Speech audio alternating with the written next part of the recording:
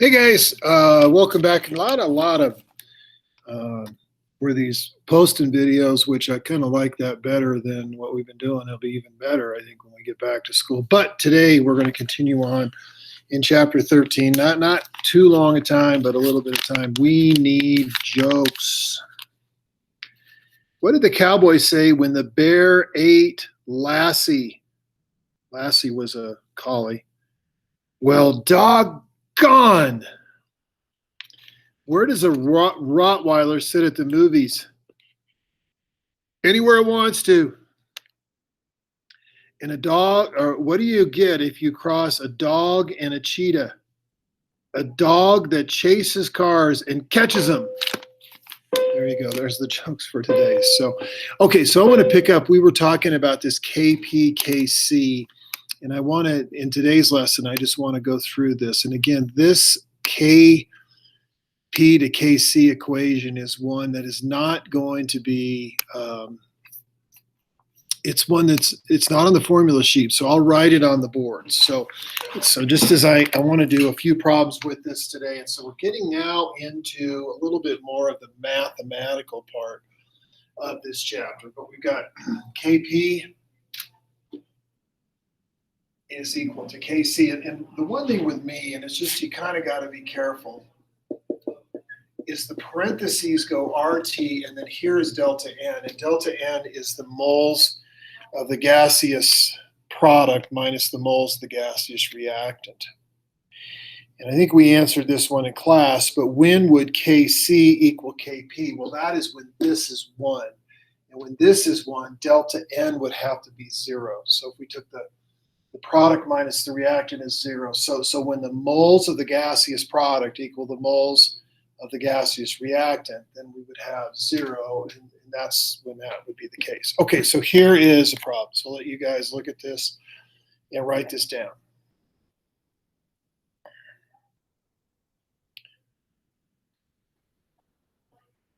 And so to me again, so I'm going to write this out. So we have 2NO equilibrium, plus O2. This is a gas. This is a gas in equilibrium with 2NO2 gas. And we're given the equilibrium concentration. So we're told that the NO is 0.0542. We're told that the O2 is 0.127. We're told that the NO2 is 15.5. And what we're trying to do here is we're trying to solve for both KC and then KP. So I'm going to minimize the screen here. And again, temperature is important too here. Let me know the temperature here is 230 degrees Celsius. Okay, that's important too, because this is going to need, notice above, the temperature has to be in Kelvin.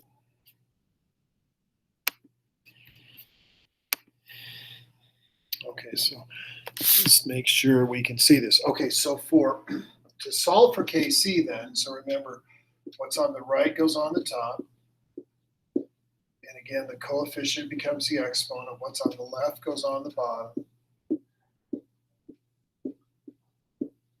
Again, the coefficients become the exponents. And now I plug in the numbers. So I have 15.5.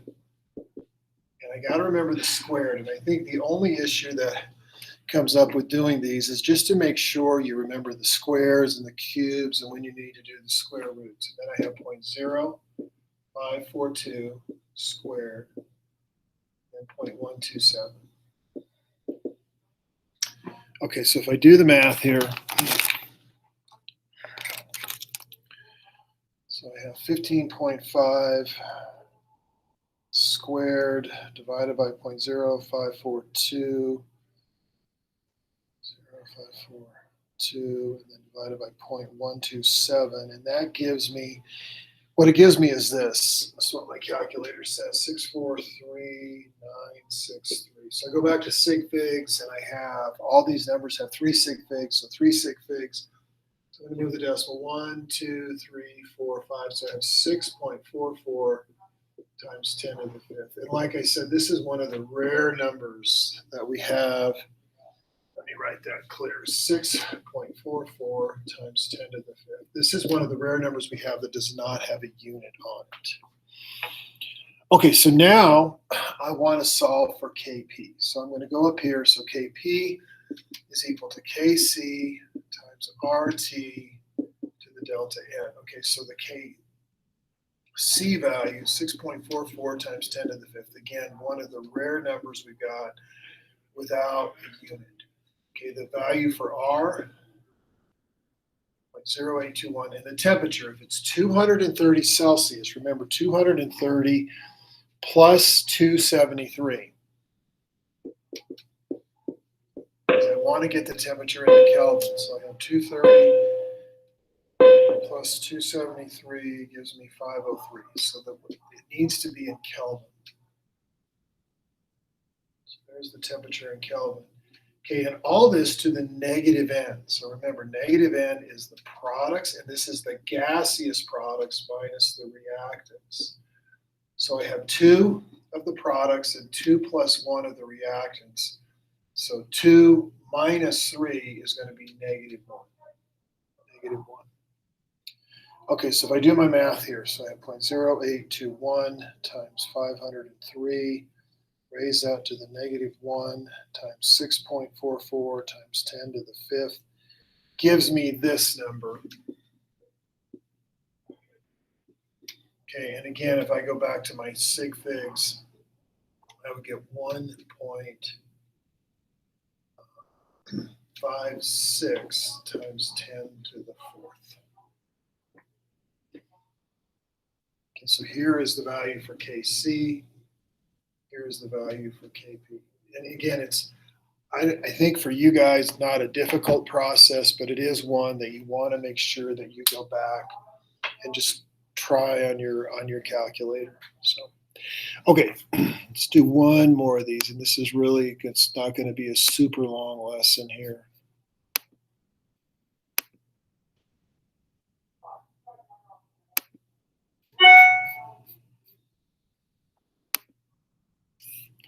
Okay, so this is the one that we just did.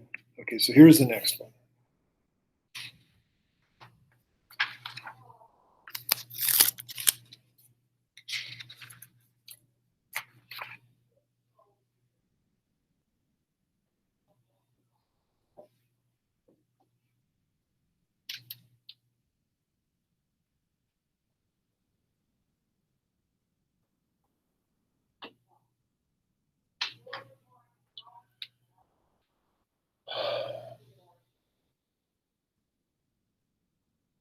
Okay, so this one's really not this is not a Kp, Kc problem. This is just an equilibrium constant problem. So we have PCl5 in equilibrium with PCl3 CO2. And we're told the Kp value, it is 1.05. And we are told that the PCl5 has a partial pressure of 0.875 and the PCl3 is 0.463. Okay, and this is X. This is what we're trying to find. Okay, so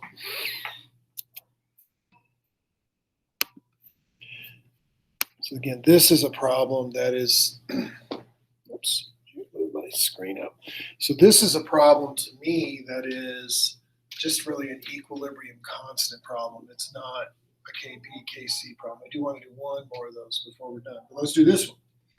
Okay, so if I write out just the expression for Kp, I've got PCl3 to the first. Whoops, I'm writing that wrong. It should be in terms of pressure. So I have the pressure of PCl3 to the first, and then I've got the pressure of Cl2 to the first, all over the pressure of PCl5 to the first. Okay, so now I plug in the numbers. So I have 1.05, I have 0.463, then I have X, then I have 0.875. So if I do the math here, look at the value for K, it tells me that this is going to be, the products and the reactants should be really close to each other. So what I get is 1.98.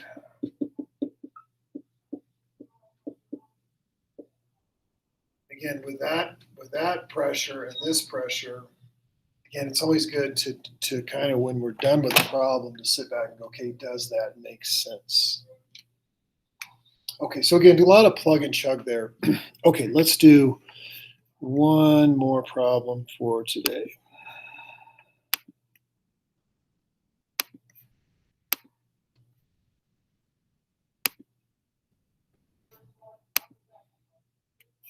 Okay, so we just did that one. Oops.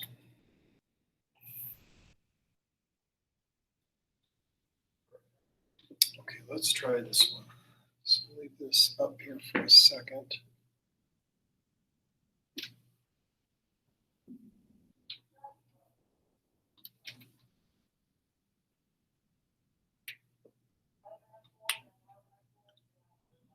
So we've got CaCO3.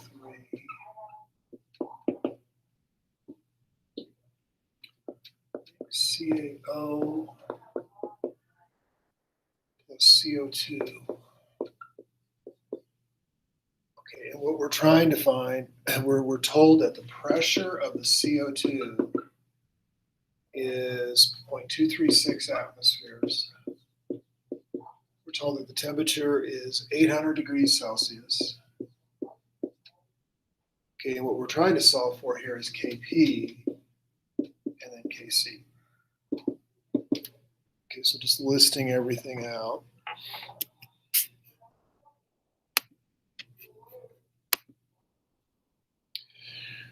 Okay, so if I write out the Kp expression, solid, remember it's not included, so really it's just equal to the pressure of CO2, which is 0.236. And so the value for Kp is 0.236. And remember again, the units for K, that it has no units. Okay, so then we go back to the to solve for Kc, I'm going to write it down here. So the equation we had was, so solve for Kc. I've got Kp is equal to Kc times RT delta N. Okay, we got Kp, it's 0.236. Okay, Kc is X, now RT, so the R again is 0.0821. And the temperature, if it's 800 Celsius, again, we got to get that into Kelvin, so I need to add 273.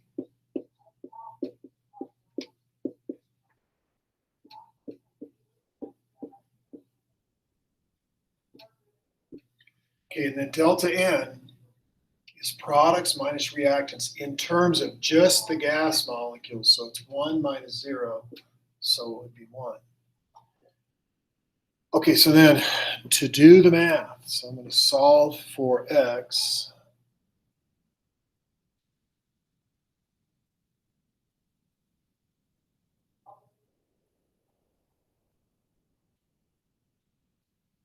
What I get is for X, which is Kc, is 0.00268.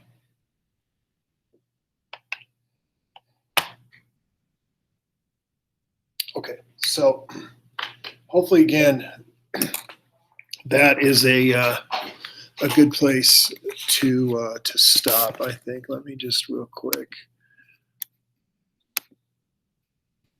I think that's a good place to stop and be a good place to pick up for next week. Yeah, I think so. Okay, so I'm going to go ahead and stop there. And guys, have a good weekend. I will see you Monday. We're going to be really tackling chapter 13. So we're moving, trying to move fast. Have a good weekend, guys. Bye.